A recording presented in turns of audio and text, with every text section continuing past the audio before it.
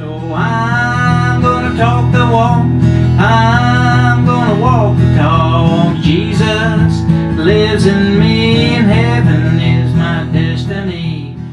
You know, I was just listening to this radio program, and they were talking. It was like a Christian talk program, and they were talking to this guy about the LGBT movement, and he was saying that there's a lot of evangelical churches now that have gay or LGBT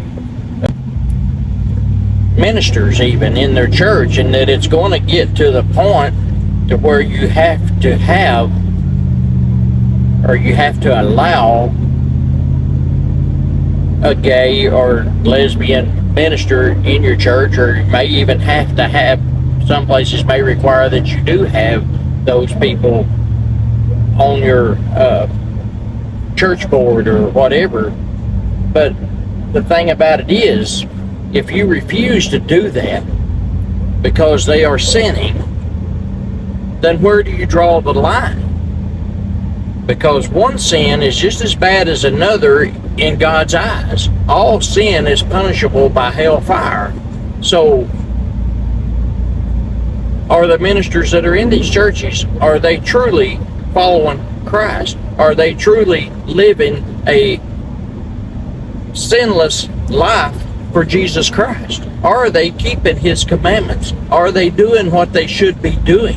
If they're not, then they shouldn't be allowed to preach as well. Now, I'm not saying that they can't ever mess up, but they have to get right back on track, and they can't be going around intentionally sinning every day of their life. And most of them will tell you that we're all sinners. No, we are not all sinners. We were sinners, and now we're saved by grace. If you are following Christ exactly the way He said do it, then you can stand up and preach the gospel.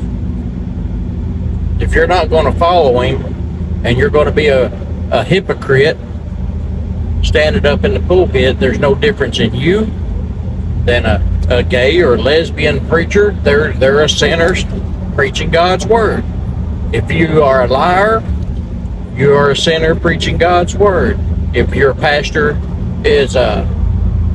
goes and looks at porn, committing adultery, fornication, whatever, if he drinks excessively when he's not at church, is he walking the walk every day of his life?